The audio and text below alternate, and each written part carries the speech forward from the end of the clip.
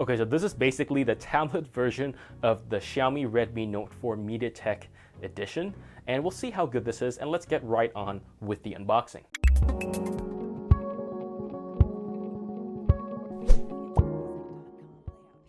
So let's get on with the unboxing of the Alldocube X1. This box is pretty regular. There's pretty much nothing on the front or the back. Let's take this box and crack it open. Alright, so as you can see, this is the tablet, and it's enclosed in a foam enclosure and looks pretty decent. Gonna put the tablet aside and look at what else we have inside the box.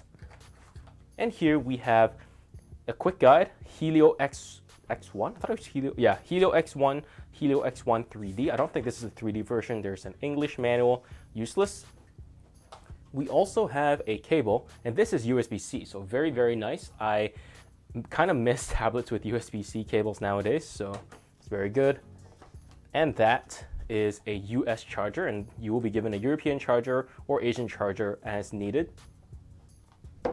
And finally here, there is a SIM popper, which will be very useful because you can actually use this to do calls and texting and stuff like that as well. And that's pretty much everything we have in the box. Let's put all this stuff away and look at the tablet itself. All right, so as you can see, this has the Helio X20 processor, something we don't see very often, especially in tablets as well. There's also a 1600 by 2560 IPS screen, 4 gig, 64 gigabytes of RAM, 13 megapixel, 8 megapixel camera, as well as 4G connectivity, but most likely not in the US, but we'll check that to see. So this is actually pretty reminiscent of the Xiaomi Redmi Note 4 Mediatek edition in terms of specifications, except this is 8.4 inches, one of my favorite sizes for a tablet. Let's peel off all the stuff we have over here and get on with it. Nice, pre-installed screen protector. So let's talk a little bit about the build quality of this tablet.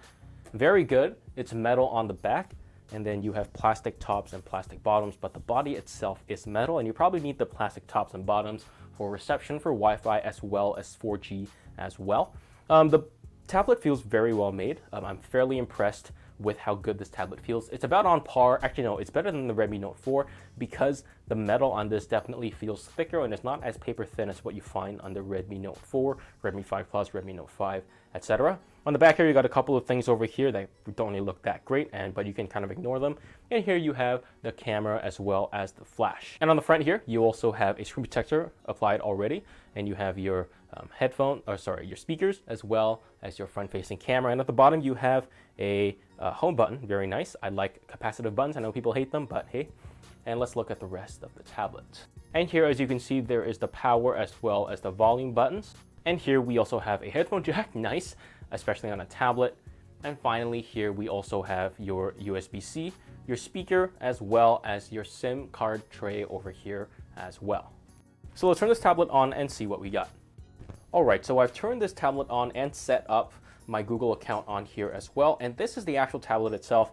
The bezels on here are not too small. They're okay. Side bezels are a tiny bit big. Bottom bezel is fairly large. The top bezel is actually not small either. So it's definitely not a bezel-less tablet.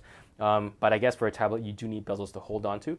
There are no capacitive buttons here. Let me try that right now.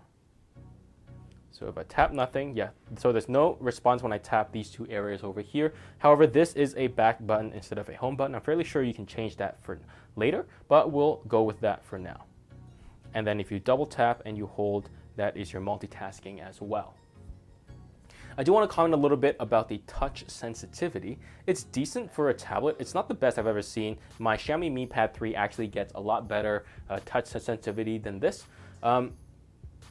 I think the touch sensitivity on this tablet is worse around the edges and better in the middle. And the real area where you see touch sensitivity go down is if you try typing too fast, you'll see that it misses a couple of letters if you type too fast. So that's one of the things. I think multi-touch is not too great on this tablet, but I will test it more and give you a full verdict in the full review. Let's take a quick look at the display here. This is a 2560 by 1600 IPS LCD. And I gotta say that this is a pretty good looking display. In terms of colors, you can see that the colors here are very vivid, very saturated, and great dynamic contrast on the screen as well. So it looks very, very good. And the fidelity on this is just absolutely insane. Just look at the detail on the hazelnut as well as the bitten part of the chocolate as well.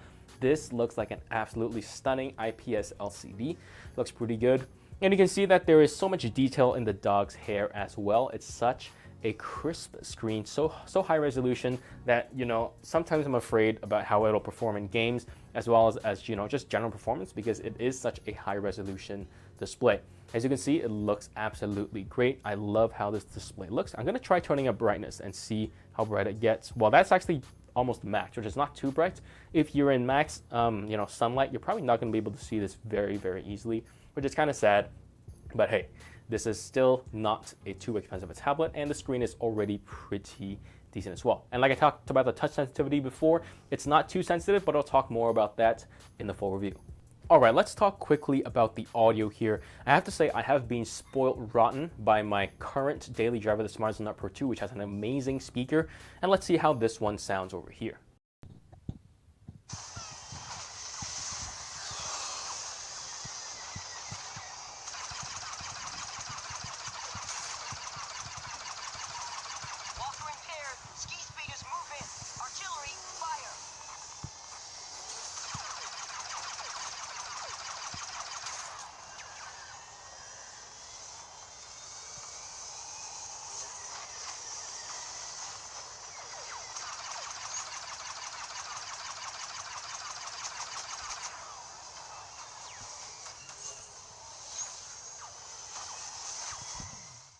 All right, so that was a quick overview of the Alldocube X1 tablet with the Helio X20 processor and a 2560 by 1600 screen.